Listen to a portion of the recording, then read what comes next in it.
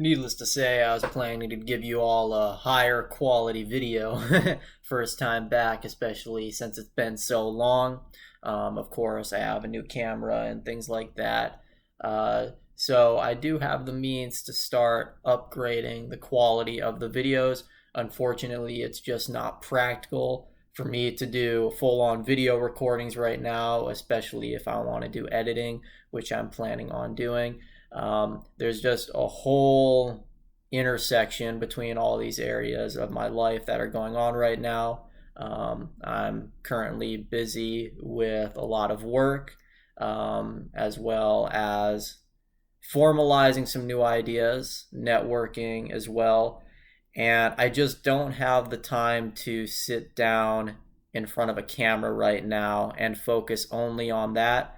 Every single thing that I do right now, I'm having to multitask. Even as I'm sitting here doing this recording, I am actually writing new ideas down, which I've dialed in on, especially some things that I've got through networking. So I'm formalizing a lot of my ideas, making them more clear, more specific, and coming up with new insights. And I'm also messaging people. I'll be, typing people and sending text back and forth as I work or as I write ideas down. So I'm literally just multitasking through the entire day. So if you hear me get a couple texts during this recording, I apologize for that. Just know it's simply because I am multitasking.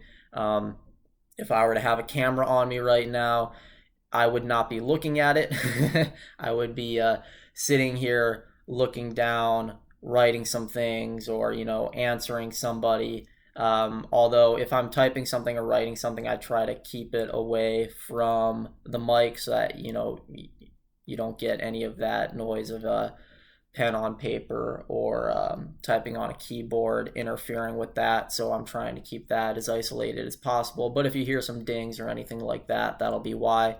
But even though I don't yet have the means at the moment to sit down and focus exclusively on a video recording and editing, I figured that I wanted to go ahead and get this new process for my channel started. So that's why I'm uploading this long video as a sort of base for that. This video will essentially be a first in that regard. And if you're wondering what happened to all the older videos, know that they still exist. I haven't deleted them. It's just that I'm going to be reshaping the context of my channel, and so I'm going to be archiving all those older videos elsewhere because there's still some things in them that I do largely agree with. It's just that I need to add more nuance to them, more complexity to the insights, sort of enhance them, so to speak. Keep them the same, but enhance them. And then also, actually, there's some other things which I've said in certain videos which I actually no longer agree with now that I've dialed in more and gained further insights. I find that some of the information is just simply too simplified and too unnuanced to be accurate or informative. And I'm very hardcore. I believe in strict regulation of information. I think that if information is low quality, it should be regulated against. And so to hold myself to those standards and not be a hypocrite, I figure that if that's my stance on information, I need to self-regulate my own information. Meaning if I find something in a video that I later dial in on and find to be a misinformed insight, I need to essentially take that down as misinformation because it is no longer seen as accurate. But there are some things that I talk about in my videos and have talked about in my past videos which are more objective and are not necessarily subject to the dialing in and to the ever perpetual change of insights. And so those will stay up. Those will largely stay the same. Those will just be enhanced through more nuanced articulation, which is easier to understand. It's less confusing.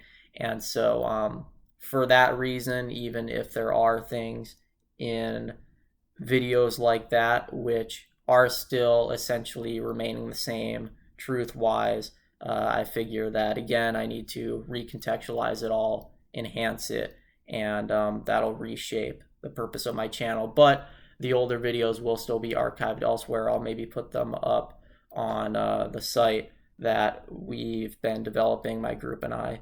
And so they're not gone. Don't worry about that. If you have videos that I've made which you enjoyed, they're not gone, they're not deleted. They still exist. I'm just gonna have them put elsewhere so that I can laser focus this YouTube channel of mine into the new context and into the new message that I want to be putting out into the world. I have a new idea of what I want my purpose to be with this YouTube channel and the image and the message that I want to be putting out. So I need to take that into focus, and any videos that don't contribute to that new focus need to be put on the sidelines. They need to be put elsewhere so that they are not getting in the way of the core message that I want to formulate here. Now, even though I'm doing this first video for this new change on this channel as just a voice recording, know that this is not going to be permanent. I will eventually have time to sit back in front of the camera, focus on that, do some editing, or maybe even get somebody to help me out with some editing, since I don't have too much ability to focus on all that. I'm doing so many other things. So know that I will eventually be using the new camera, putting up higher quality videos with more editing and all that, so that I'm not just multitasking all the time and having to write and send messages while only doing a voice recording. So this is not permanent. This is just the very beginning. More changes are coming. Higher quality videos and content is coming. This first one is rather low quality, but it will shape up in the future. We're just getting off to a rough start here.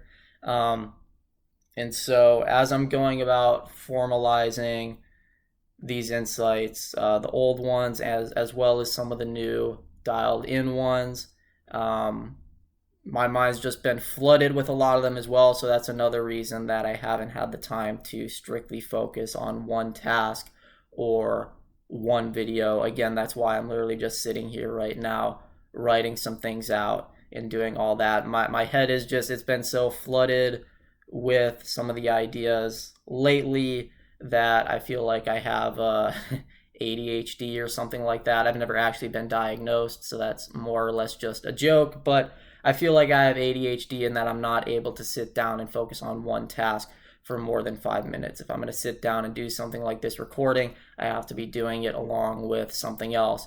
Or if I'm writing somebody or messaging somebody, I have to be doing that along with something else. So I'm just having to combine and multitask for the moment. In a few weeks, or over some relatively short stretch of time, I'll eventually get to the point where I don't have to do that as much. The flooding of ideas isn't going to be bombarding me as much, and also I'm not going to be as busy with things like my job or other obligations like that. And so that'll clear up, that'll become much easier, and that'll make way for the new higher quality content where I can use some new equipment like the camera or editing, things like that. So that's just another update. Just to say that this video here is simply just a voice recording, which will act as a base for the new context of this channel, the new message that I'm going to be putting out. You'll see again that there's a lot of things about it which have not changed. They are not anything new. For those of you who have watched some of my past videos, there's going to be a lot of things that I say which you're very familiar with, but then there's going to be other things that I say which you can see it's me casting the information in a very new light. It's no longer strictly spiritual, for example. Instead, it's broader, it's more open to a variety of fields and possibilities like science and psychiatry and things like that. So this recording will give you a taste of what the new message is going to be like and how the channel is going to be shaping up and the sorts of subjects that my channel will be focusing on. So with that said, here's that first recording.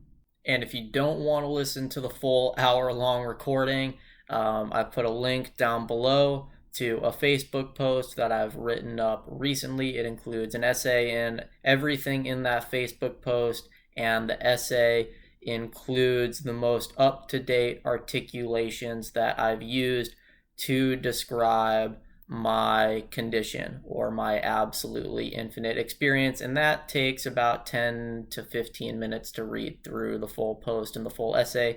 So if you'd rather read through and get a more brief summary rather than listen to this voice recording, you're free to go ahead and do that as well. But if you'd rather sit here and listen to the full entire recording, here's that for you. I've been having this trivial, absolutely infinite experience for my entire life. Strangely enough, even before Ethan's first memory, you'll see how that works or how that's even possible later in this discussion. But it's been there for Ethan's entire life. He only started articulating it, though, around age 11. There were some things he would talk about before that, here and there, but not really in any sort of mystical or spiritual context. Those sorts of mystical and spiritual contexts didn't come into the picture around age 11. That's basically when the explicit personal spiritual experiences started for him. There weren't any explicitly personal spiritual experiences before that. I mean, at most there were some odd dreams, but at the time they weren't really experienced as anything spiritual. They were just dreams, and then later some of them were found to have a type of spiritual context. So nothing explicitly spiritual until age 11, and again, that's in Ethan's personal field or personal experience. Obviously, within infinity, there were infinitely many spiritual things going on even before Ethan himself started having the explicitly spiritual experiences himself. So since that all started around age 11, that got me more interested in trying to articulate the infinite experience, especially the more mystical and spiritual aspects of it, since those sorts of things were starting to happen in the personal field. That kind of gave me a hold on those sorts of topics in such a way where I could start articulating some of those aspects of absolute infinity. So I've basically been discussing a lot of these topics since then, and as my vocabulary has grown and gotten clearer and gotten better, I've, needless to say, enhanced my ability to articulate these sorts of topics. As of this recording, I am 24 years old. It is just now turned 9:33 a.m., November 1st, 2022. So it's been over 13 years since I've started discussing these topics. So the things I'm going to talk about here, these are not new insights. These are things that have been there my entire life. However, they are going to be new articulations of those old insights. So even though I'm just recording this now here in 2022, these are insights that I have had even in this life as Ethan for quite some time now. But these new articulations of those will be much clearer and easier to understand, rather than looking back at the older articulations, which are going to be much more confusing and aren't really going to do full justice to anything that I would have been attempting to describe.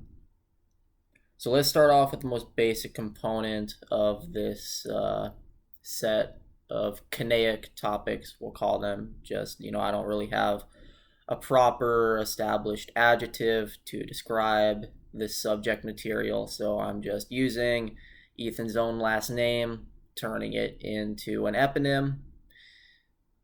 Last name is Khan, so we'll go Canaic. I decided not to do Kantian. That sounds too close to Kantian. That's Immanuel Kant's eponym. I also didn't want to say it'd be conic because that sounds too close to conic, which is a term used in mathematics for cone-shaped structures. We say they're conic structures. So I decided to go Canaic. much more unique. It's much easier to differentiate. And of course, it can be said to be narcissistic that I'm coining my own eponym, but again, this is purely for practical reasons. I simply have no established adjective to go off of and utilize for labeling this subject matter. So the most basic component, you could say the launch pad for these kinetic topics, is triviality. I've added that word to my vocabulary recently only because it does a very good job at describing what I call absolute infinity or anythingness. Those two terms, absolute infinity and anythingness or everythingness, those are the sorts of terms that I've been using even since I was a kid to describe it, and then recently I came across this term triviality, and that also does a very good job at describing it, so I've added that term in there as well, and these are all explosive terms. You'll see what I mean by that. So what is triviality? What is absolute infinity? Well, it's this, we'll call it, phenomena in which anything and everything exists. Or we could also phrase that as anything and everything is true.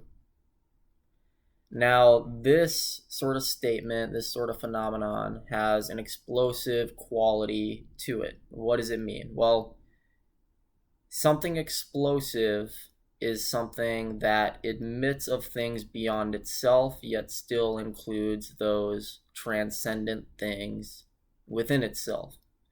So let's look at the term anythingness. This is, I would say, the oldest term that I've used, the one that I've been using the longest here in this life is Ethan. Anythingness is an explosive term because it admits of things that it does not include. For example, not anythingness, right? But then since anythingness includes anything, it's going to include that not anythingness. So for example, let's just say there's this object that has complete shape-shifting abilities such that it can be anything. Okay, well, if it can be anything, it can be a panda, it can be a parrot, it can be a tree, it can be a river.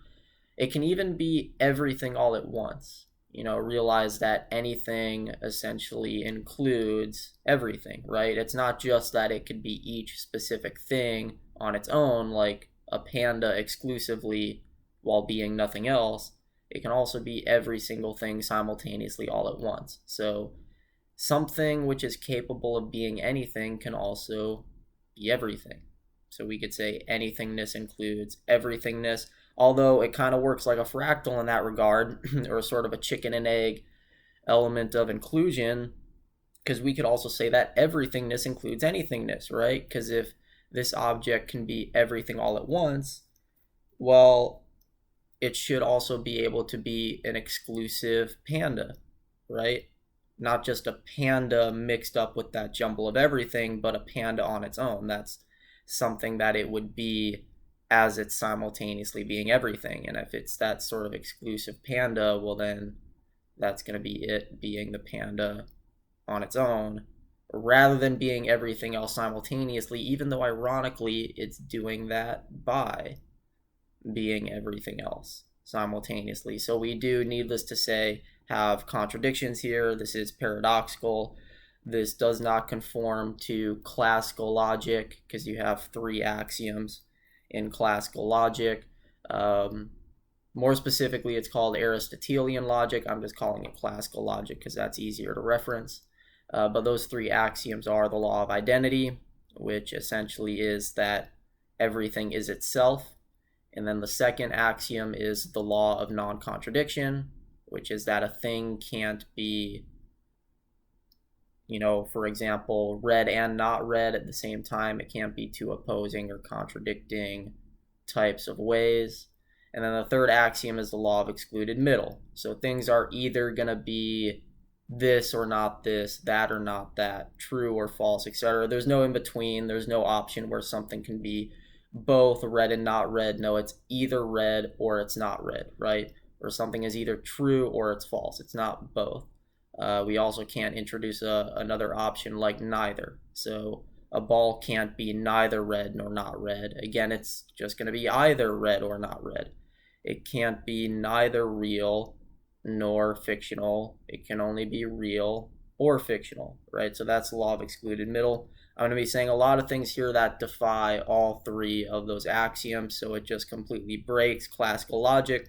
But there is still a type of, we could call it trivial logic to it, where even though we're discussing things that are classically illogical and irrational, there are further contexts that you can place them in which make rational sense of those irrational things. You'll also see how that works later. So anyway, I just want to go on that quick side tangent about contradictions, because again, we see that with this fact that everythingness includes anythingness, right? If this shape-shifting object can be everything all at once, well, then it can't just be a panda while it's being a tree, while it's being a river, while it's being everything else simultaneously. It also has to be each of those things exclusively, because if it's going to be everything, it has to be literally every single thing, including every type of scenario, right? Every type of scenario, by definition, is going to be included in the set of everything. Well, what's one type of scenario? One type of scenario is being a panda without being anything else. It's got to be that scenario too. Yet that's an exclusive scenario in which it's, well, a panda and nothing else. So those sorts of exclusive scenarios have to be included in the set of everything, because every type of scenario has to be included in the set of everything. So this shape-shifting object, which is capable of being everything at once, while it's in that state of being everything at once, it's also going to simultaneously be each of these exclusive scenarios where it's a specific thing rather than everything all at once, and yet you're going to have this transcendent contradiction in which all the other simultaneous things are still happening at once. So it's being exclusively a panda, right? It's not being anything else, yet at the same time it's being both a panda and a tree, and yet at the very same time it's being a panda, a tree, a river, and every single other thing simultaneously. So that's the sort of contradiction that we introduce. So you see that fractal nature there, that anythingness includes everythingness, and everythingness includes anythingness, and of course it goes again. Anythingness is then going to include everythingness, which is going to then include anythingness, which includes everythingness, and then anythingness, on and on and on. It's this chicken and egg sort of inclusion, where one includes the other includes the one, etc., etc., etc. So it's this fractal inclusion, this infinite repetitive inclusion. But now to really dig into the explosive nature of these terms, of anythingness and everythingness, again, look back at that fact that, for example, everythingness can't just be everything all at once. Well, the fact that it is going to be everything all at once also means that it's going to be every single exclusive scenario all at once, which means it's also going to be in this scenario in which it's just a panda and nothing else, right? And then same goes for anythingness. Anythingness is going to include the scenarios of being each specific thing along with the scenario of being everything simultaneously. So we see with both of these terms that they don't just include everything all at once simultaneously, they also include scenarios in which there's each and every specific thing separately or unsimultaneously. So we get this simultaneous sort of inclusion of everything all at once, and yet separation or segregation of each of the things and scenarios. So we get this greater non-duality between duality and non-duality itself, right? It's not just non-dualistic. It's not just everything together all at once. There's also separation. There's also duality. There's also each specific thing being on its own without simultaneously being any of the other things. So we also get these unsimultaneous scenarios. That's separation and that's duality. So we could say that we're so non-dualistic with this set of everything that even the duality between non-duality and duality itself is collapsed and unified, such that we have both oneness and manyness together. We have both inclusion and separation together. It's not just non-duality, it's non-duality and duality unified together. But then it's going to go further, see if we can unify both duality and non-duality. If we could include both of them in the set of everything, well, this set of everything is going to, again, include anything. So why can't it include things that are neither dualistic nor non-dualistic, right? If it's going to include both duality and non-duality, why can't it also include neither duality nor non-duality? I mean, if it includes anything and everything, it has to include anything and everything we could name. And I just named that. I just named this scenario of including things that are neither dualistic nor non-dualistic. So it's not just that they'll include both. The set will also include neither. But then if it includes both and neither, can we then name other things which transcend both of those sets, where you can't say it's both of them, but you also can't say it's neither of them? It's just something else completely. Well, yes, it's going to include that as well. And then once it includes those sorts of things, we could then say, well, there could be yet further things beyond that. Again, we can just make it up. Since it includes anything and everything, we could just start making stuff up, that there's things that transcend the sets of both and neither, and then things that transcend that third set and that fourth set and that fifth, and we could just explode off into this infinite regress. This is where the explosive nature comes in, is that we sort of just keep transcending the set itself, right? We use non-duality to transcend non-duality itself, such that it includes both duality and non-duality, and then we use that unification of both to transcend itself and include neither, and then we use that to transcend both and neither and introduce something else, and so we just explode off infinitely forever. There's always going to be more types of things we could name and include within the set. So that's how anythingness or everythingness is explosive in nature. We could also say that it's non-dualistic in an explosive way, because again, non-duality has that sort of explosive element to it, right? It's so unifying that it even unifies things that are not it, like duality. It unifies those and includes those into itself. It sort of absorbs things that are not itself into itself, right? Like duality is not non-duality, but even though it's not non-duality, non-duality still absorbs that thing which is not itself into itself, so it absorbs duality into itself, such that it includes both. But then things that are not both are going to be neither, so it takes those things which are not included and then includes them or absorbs them into itself. And then there's going to be things which are neither both nor neither, there's something else entirely. Those things which are excluded are then going to be absorbed and included, and we just do this to infinity. We keep finding more things that transcend the set only to include them or absorb them into the set. But this makes it sound like that they weren't included in the set to begin with. It's as if they started off excluded, and then only once we reached them did we include them. But no, this is a limited chronological way of looking at this explosive nature of anythingness, because of course, if it's anything and everything, it's going to include, well, anything and everything. So it's already going to include these higher sets before we mention them, before we reach them. So even while they're excluded, such that we haven't absorbed them into the set of anything yet, they are already absorbed into it. They're absorbed or included even before we absorb or include them. They're already there.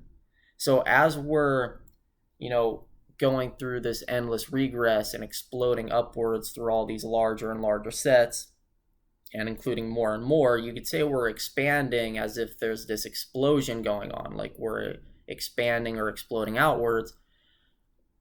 But this explosion doesn't actually happen in time. This expansion doesn't actually happen in time, because each new higher set that we explode up to and engulf in our smoke cloud will be a set that was already included even before we got there. So we're completely independent of the time element. Any level we reach up to with this explosion, we're going to just be reaching a level that we had already reached, something that was already included.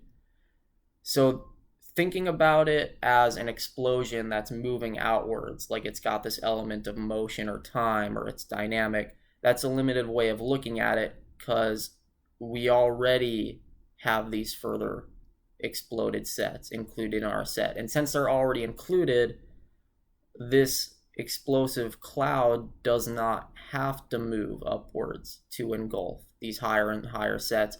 It's already there. It's already got them absorbed and included. So it's not really a dynamic cloud of explosion. It's still. It just stays where it is because it already has those higher sets included. It doesn't need to do anything. It doesn't need to keep exploding outwards because it's already exploded outward to include those sets. So it's stillness. It's not dynamic. So really we could think of it as a frozen explosion. It's explosive, it's exploded outward, it includes or engulfs all these higher sets, but it can do that without needing to move, without needing to be in motion through time. It can do that while it remains still and effortless without needing to do anything at all. So it's frozen. It's a frozen explosion. This is another term that I've been using for actually a few years now.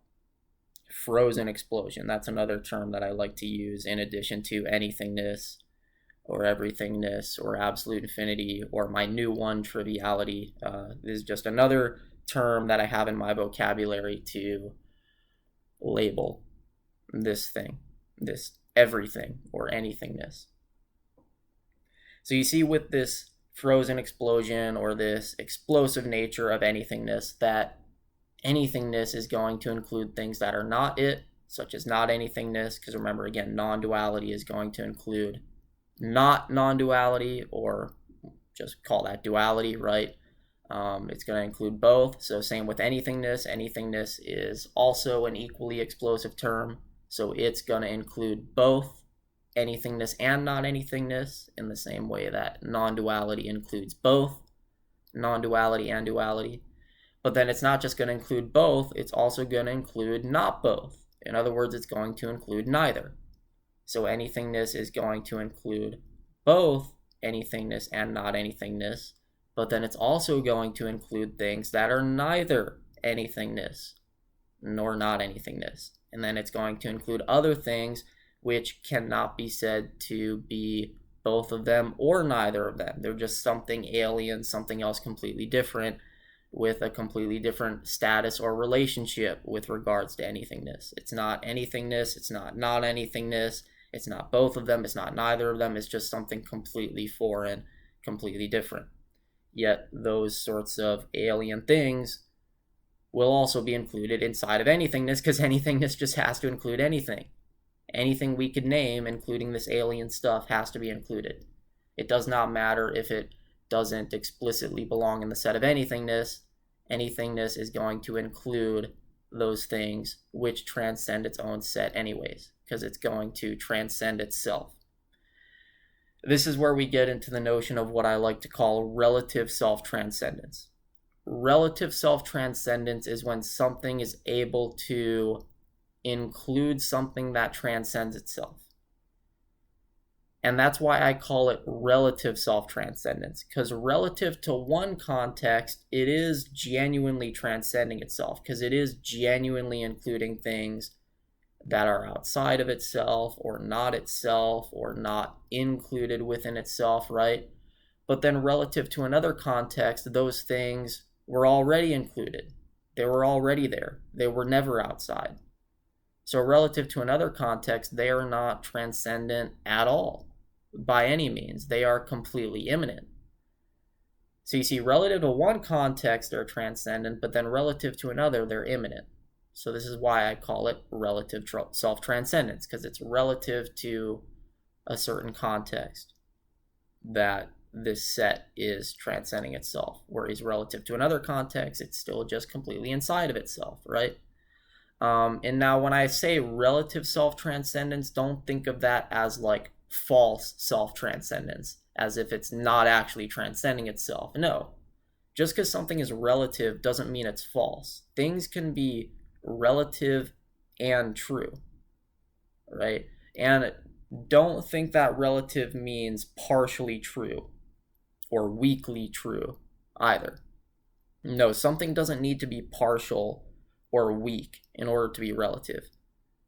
Things can be full and genuine and complete and still be relative. Like, for example, anythingness includes this not anythingness, and this not anythingness is genuinely and completely not anythingness at all. It's completely separate from it. It's not just partially separate from it.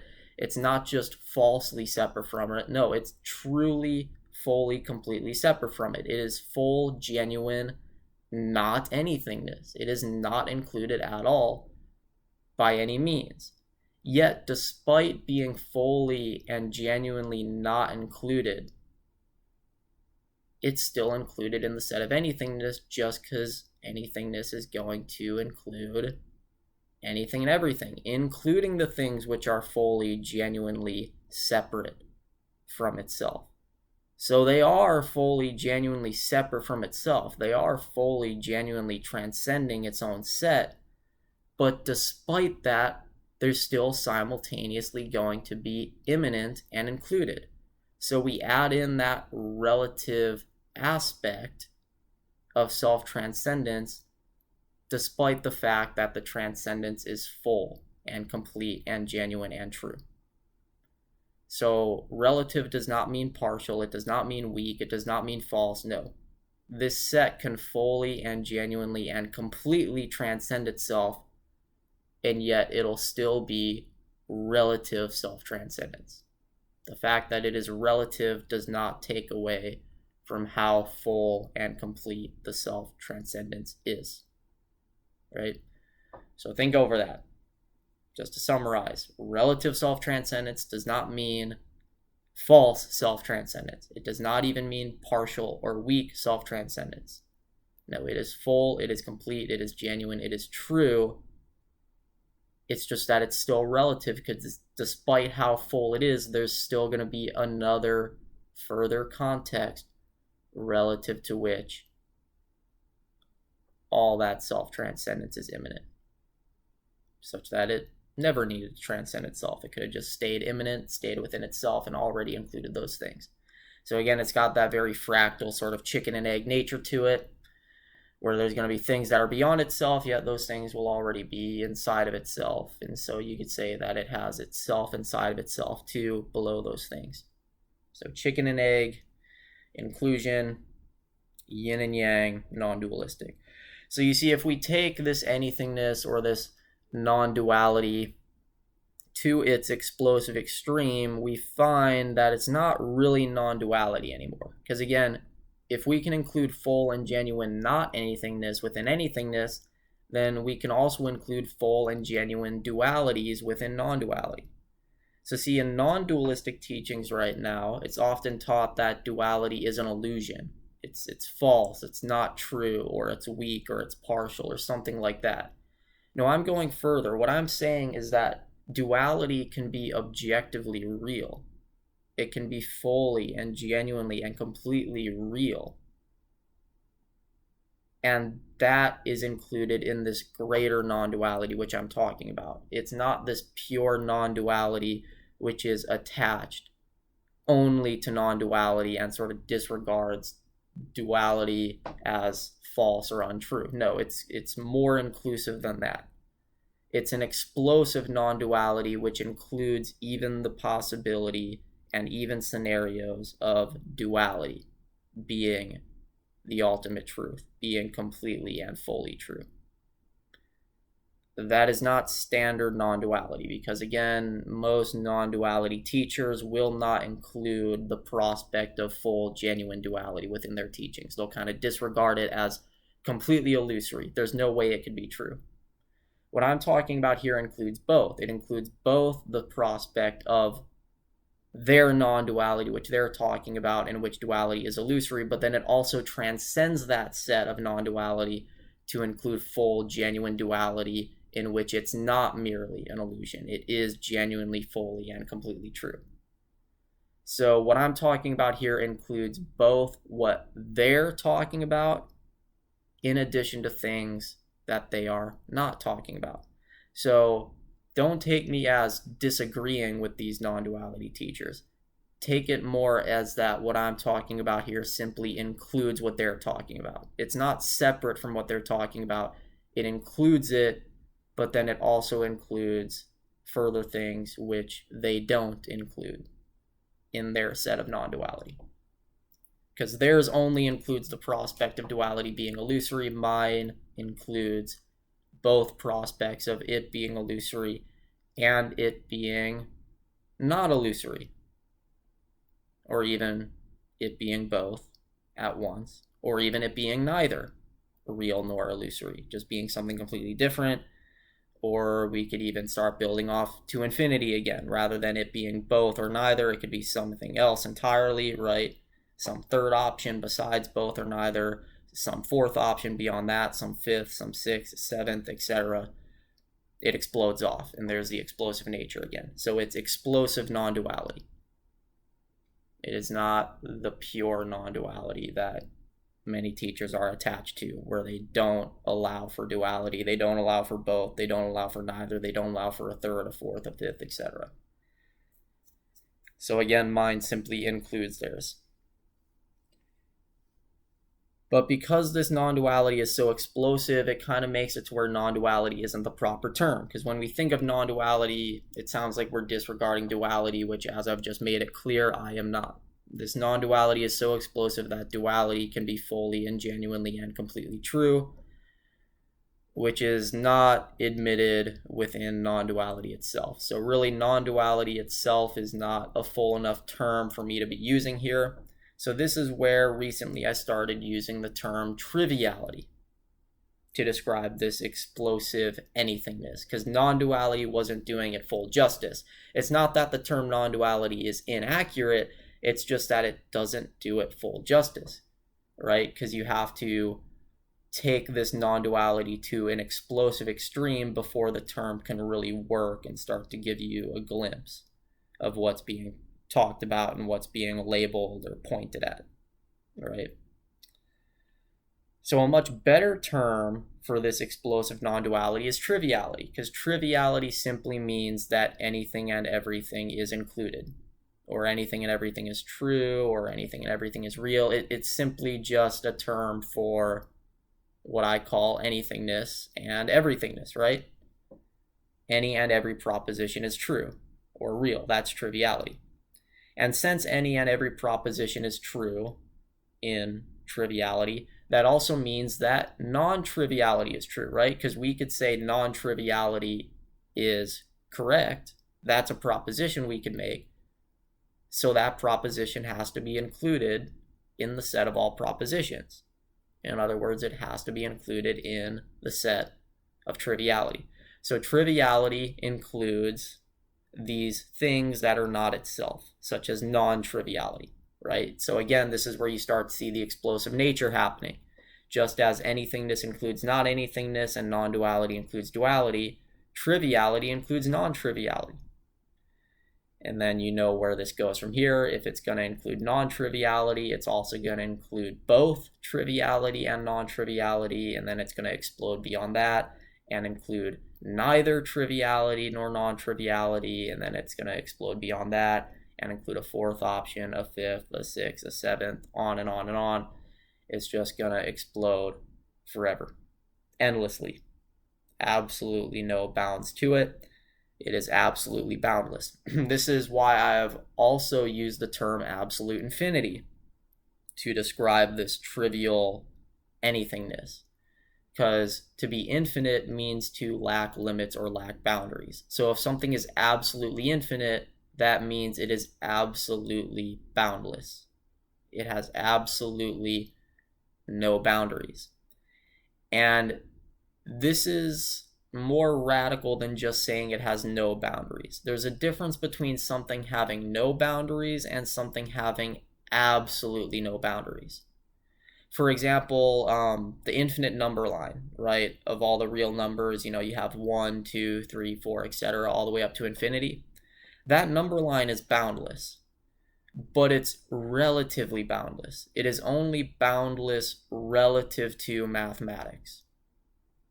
The number line is not boundless enough to start including objects in the physical world, like your nightstand or your bed or your coffee table.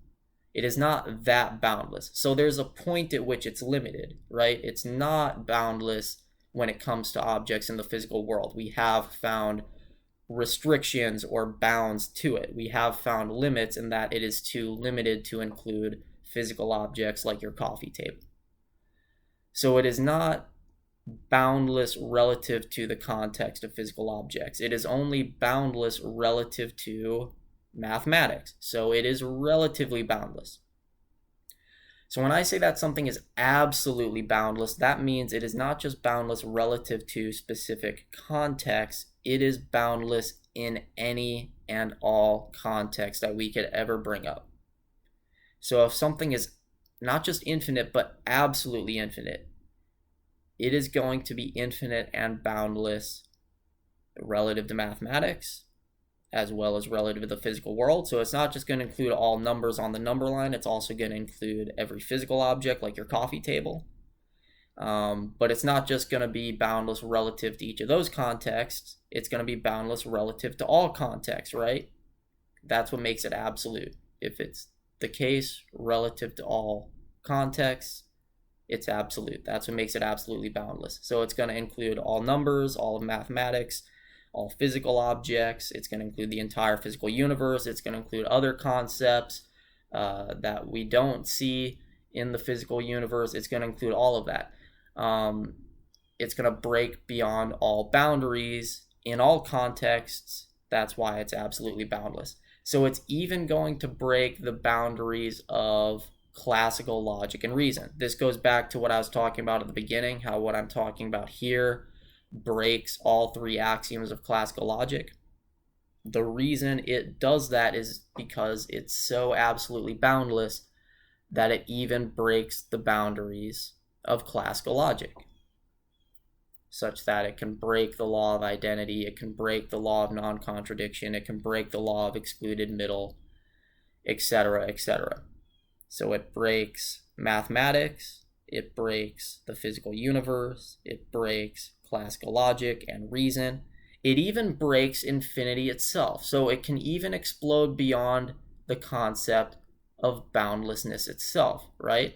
And this should come as no surprise, because remember, we did just that with anythingness. When we talked about anythingness, we talked about how it also includes not anythingness, and both anythingness and not anythingness, and neither anythingness nor not anythingness.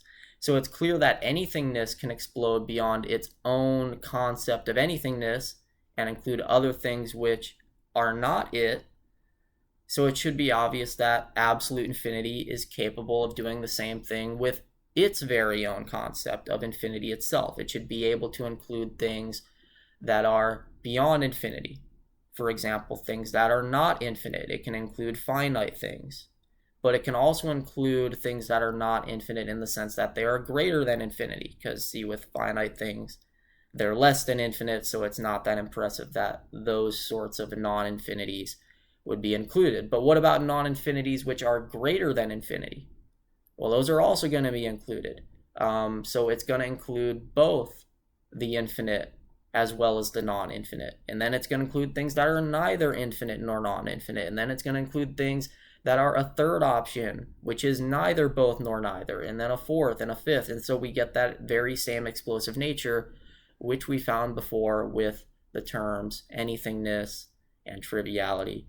and non-duality. So you see, all these terms have this explosive quality to them, which is why I have included them in my vocabulary to label and point at this quote-unquote thing that I'm attempting to describe here.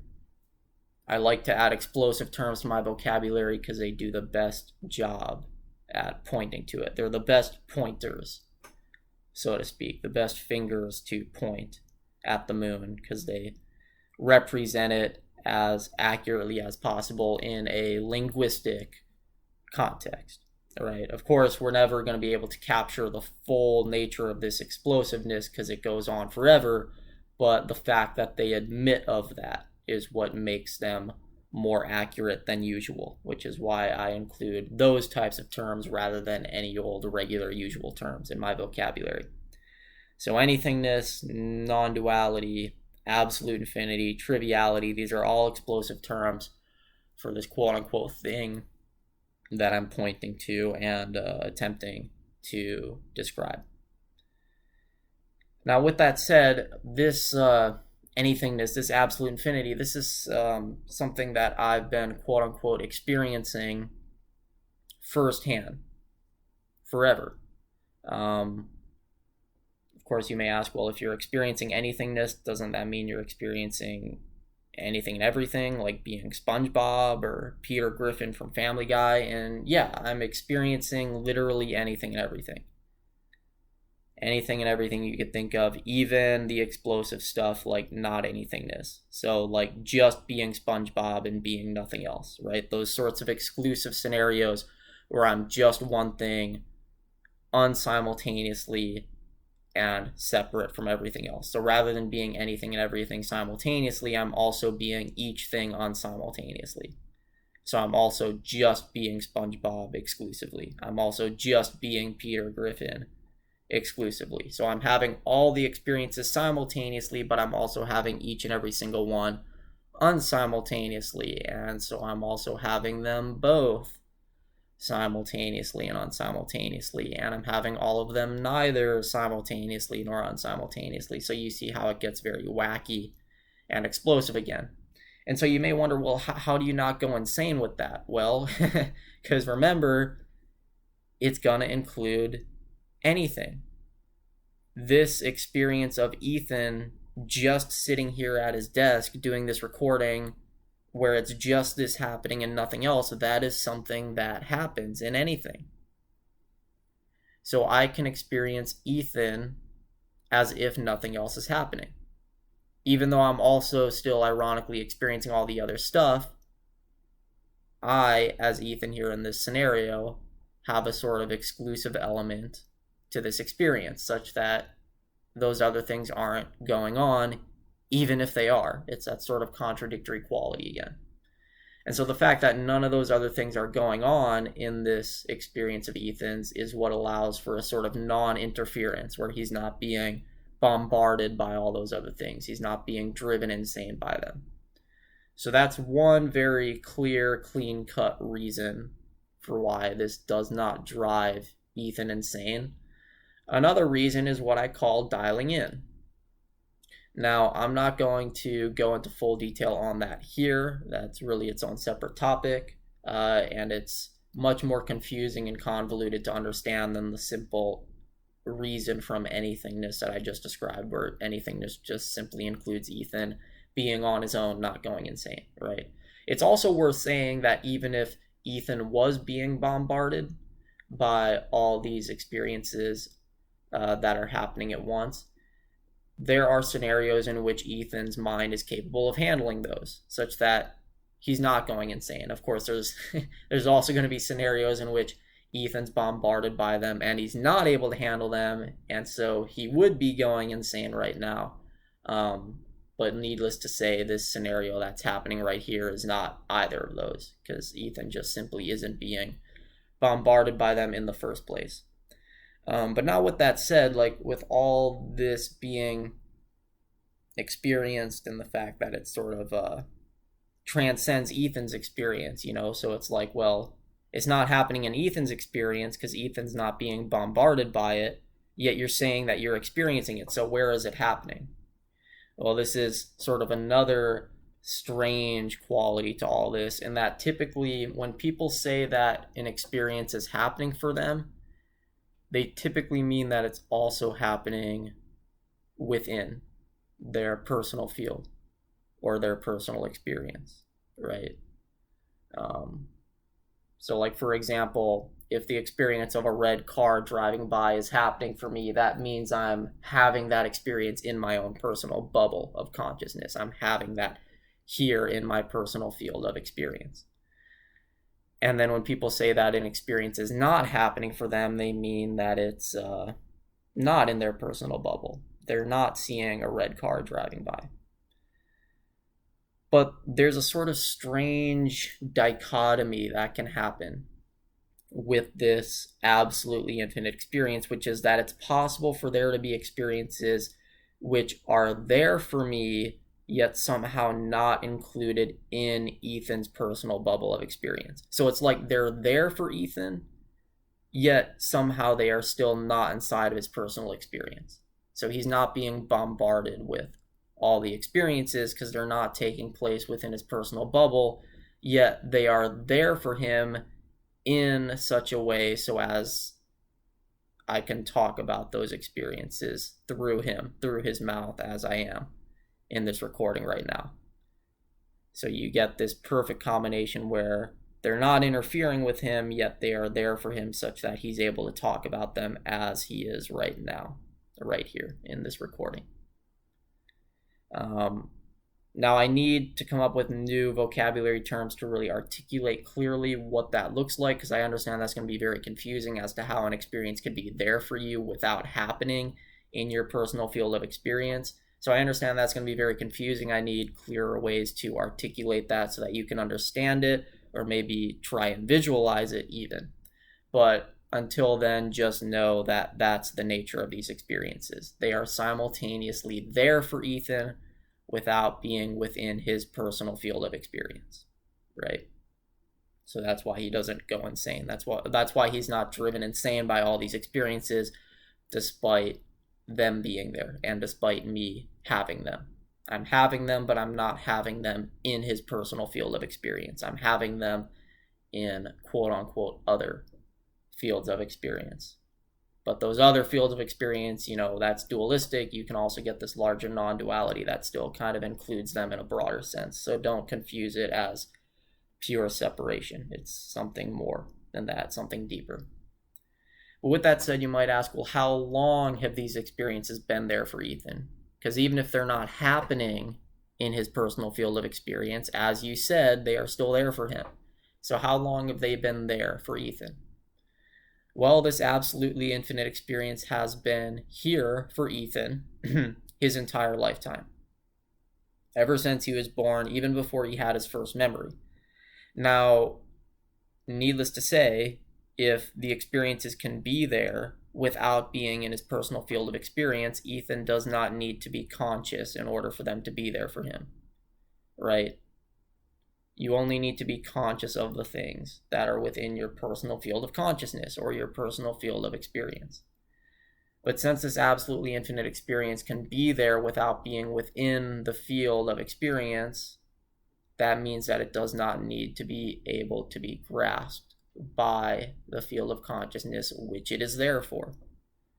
So Ethan did not need to be conscious in order for this absolutely infinite experience to be there for him. So even when he was a baby, before he had full consciousness, before he even was able to store and register memories, this infinite experience was already there for him. So it's been there for me throughout this entire lifetime of his, even before his first spark of consciousness, you could say. But Ethan had his first memory around Christmas of 2000, so he was about 2 years old. So starting at that point, the infinite experience was there for him, and he was having conscious experiences of his own within his own personal bubble of experience. So you have the two together starting at that point, and then from age 2 to around age 11, he was just having normal more or less normal experiences within his personal bubble. There were some strange dreams and mildly or subtly spiritual things like that, but nothing explicitly spiritual until he turned 11.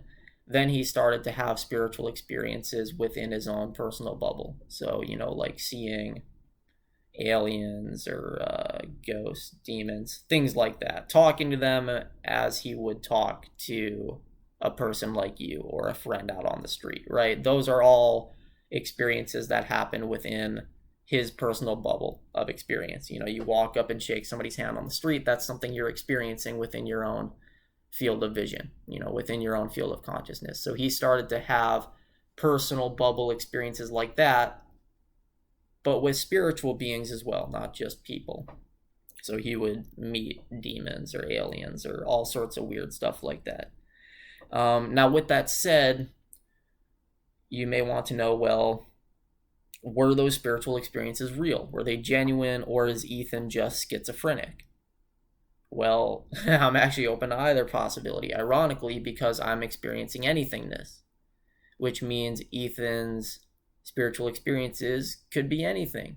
They may be paranormal, they may be genuine spiritual experiences, or they may just be a mental disorder like schizophrenia. I don't know, right? It could be anything. If everything can be anything, then I know nothing. So it sort of leads to this no mind Zen type state, right? That's why I like to say that a lot. If everything can be anything, then you know nothing. Because if it can be anything, you don't know which thing it is, right? If it could be anything, you simply just don't know which option to choose. You're open to all possibilities. If it can be anything, you're open to all possibilities. You're completely open to it being any one of them. Therefore, you don't know which one it is, and you know nothing. So if everything can be anything, then you know nothing. So it leads to the Zen no mind. But ironically, it leads to that no mind or Zen not knowing from a place of knowing. It leads to it from a place of certainty, right? Because I'm certain that this anythingness can be anything. And because I'm certain of that, that's what leads me to being open to all possibilities, which leads me to not knowing which of those possibilities it is. So certainty leads to uncertainty, knowing leads to not knowing. Sort of comes full circle on itself. So I call it trivial certainty. It's certainty to such a great extent that you are uncertain. you actually start to become like an absolute skeptic. So triviality comes full circle on skepticism. So I'm completely skeptical of my own spiritual experiences which I've had in this life as Ethan. I'm open to them being genuinely paranormal. And in fact, in the past, when I was younger, I did claim they were paranormal. But I'm also open to that whole idea being wrong and the notion that it's just schizophrenia. I'm even open to the possibility that the entire absolutely infinite experience of anythingness is itself just a product of mental illness. Because what you have to realize is that since anythingness includes anything, it also includes the possibility of anythingness being created by a mental disorder. So even though this anythingness is larger than Ethan's personal experience, there's still a possibility that that entire transcendent experience could be getting created by some neurological disorder or something like that. Now, I don't specifically believe that possibility. What I mean is that I'm just open to it. I'm open to either possibility, that this absolutely infinite experience is genuinely true and profound, or that it's simply a mental disorder. So I'm not just open to the possibility that Ethan's personal spiritual experiences are a product of mental illness. I'm even open to the broader infinite experience which transcends Ethan's bubble. I'm even open to that being nothing more than a mental deficiency. Because again, I'm open to everything, right? Anythingness includes not anythingness, so anythingness includes anythingness not being real. Even such that it's not real in the sense that it's just a mental disorder, or it's not real in an endless variety of other ways. So it could be true, it could be false, in all sorts of ways. And so that's where the trivial certainty comes full circle on uncertainty. or skepticism, or not knowing. I don't claim to know for certain which of those it is. But with that said, whichever one of those possibilities it is, I can still say that this anythingness is there. Whether it's true or whether it's false, it is there. And so in that sense, you could say it's absolutely true in the sense that whether it's true or false, it's true that it is there, that it exists, right? If it can exist even in instances where it's false or where it just straight up doesn't exist, well, then it is genuinely there and genuinely true in any and all context. And remember, if something is the case relative to all contexts, it is absolutely the case. So if it is true in any and all contexts, even contexts in which it is false, then it is absolutely true. So for that reason, I do say that this anythingness is the absolute truth. That's the certainty standpoint. But again, remember, it's a certainty that comes full circle on uncertainty. Because if I am certain that this anythingness is the absolute truth, then I'm also open to the possibility that it's not the absolute truth, right? Because if the absolute truth is anythingness, that literally means that the absolute truth can be anything. If the absolute truth can be anything, then the absolute truth can be not anything, right? It can just be something specific rather than everything or anything all at once. So I'm open to the possibility that the absolute truth is just the Big Bang, for example, or something specific like that, rather than this full boundless anythingness. Because, the Big Bang is included in the set of anything. So if the absolute truth can be anything, it can be the Big Bang and nothing else. Or it can be this physical cosmos and nothing else. Sorry, just got a text there. So basically what that means is I'm open to anything being the absolute truth because I claim certainty that this anythingness is the absolute truth. That means I'm quite literally open to the absolute truth being anything, including things that are not what I'm saying. So my claim of certainty and of knowing comes full circle on itself. It bites its own tail. Again, like I said, it's a certainty that leads to uncertainty. It's sort of like the saying also, like, the absolute truth is that all truth is relative. Well, if the absolute truth is that all truth is relative, that means that even that absolute truth itself must be relative. In other words, there must be contexts relative to which that absolute truth is not true. And it is not true to say that all truth is relative. There would be certain contexts relative to which there are certain truths which are absolute. So they're not all relative, right? But see, since those sorts of contexts would exist and render even the absolute truth itself relative, ironically, that kind of reorients itself. It stands itself back upright like a gyroscope and makes it such that, well, it really is true that all truth is relative, because even that absolute truth itself can be relative. So it's like, even in instances where it fails to be the absolute truth, those instances just support the very fact that it's true, right? If even that absolute truth fails to be true in certain circumstances, that means that even that absolute truth is only true relative to certain contexts, which means that it itself is a relative truth, which means that truly all truth is relative, even the absolute truth itself. So what I'm saying is that a truth can be simultaneously absolute and relative. That's a sort of strange thing here. Now, I know that'll sound confusing and maybe even wrong, but I can articulate that more clearly at a later time if that sort of full circle nature of something being simultaneously absolutely true and relatively true is too confusing. But there is a rationality to it. Again, it's not a classical rationality. It's not classically logical. It's a trivial logic. It's explosive. It allows for something absolute to be not absolute. In other words, to simultaneously be relative, or to be both, or to be neither, or to be a third option, a fourth option, etc., etc. Right? And because it can be all those explosive options at once, it can most definitely be both absolute and relative, which is how the absolute truth itself can simultaneously be relative. And so that's how all truths, even that truth itself, can be relative.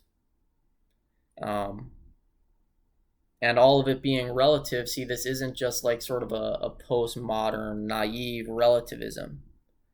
Because postmodernists would say that all truth being relative means that there's no such thing as absolute truth. No, I'm saying something much more concrete, much more robust, and much more rigid.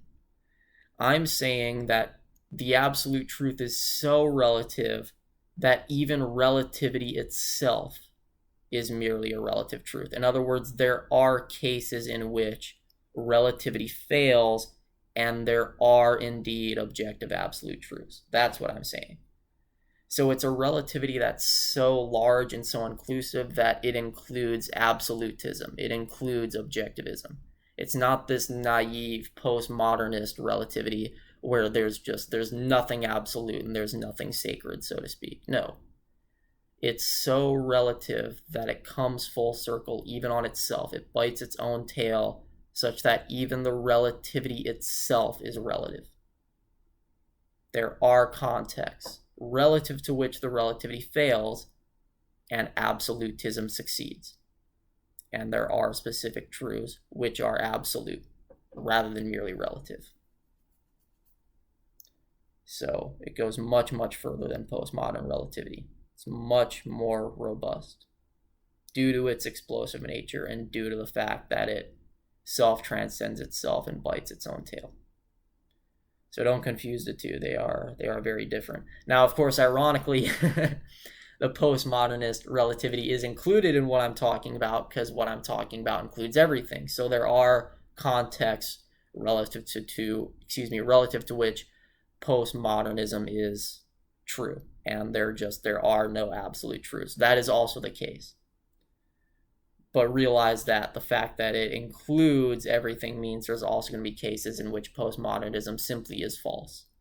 So even if there are contexts which hold postmodernism to be true, there's going to be contexts which hold it to just be completely wrong. Completely wrong to the extent that, no, there are indeed absolute truths, and we just shouldn't be entertaining that sort of naive postmodern relativism at all, right? So what I'm talking about here does not stand in opposition to things like skepticism or science or empiricism or anything like that. No, because if I'm saying that anything and everything can exist, then what I'm saying by definition is that a materialistic universe with objective empirical scientific truths can exist. So that directly supports science, or at least it can. It's infinitely flexible. It can bring up some things that go against science, but it does not have to go against science. It does not have to stand in opposition to it. In fact, it can directly support it.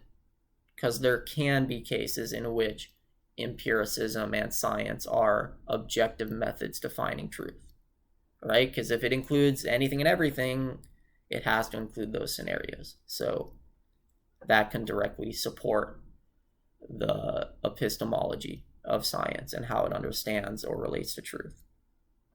Now, it can also support other ideas as well, needless to say, but that's kind of where we need to bring in our skepticism and not immediately commit to one or the other. We need to kind of hold them evenly and investigate them and analyze them and see which one is most likely to be the truth that we should commit to.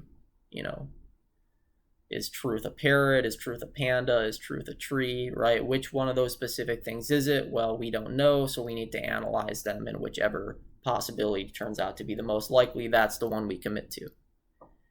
And we are able to commit to a single one, because remember, anythingness includes exclusive scenarios in which the truth is just one specific thing, and we don't have to commit to any other things. So it is possible that science will turn out to be the one specific truth that we commit to. It could also turn out to be something else, I don't know. It's that sort of not knowing again. My point is that we hold all the ideas in equal standing and give them equal favor unless and until we find the right one to commit to. Or who knows, maybe we find a reason to commit to all of them. Again, anythingness includes everythingness, so maybe we'll find that all of them are true simultaneously. I don't know.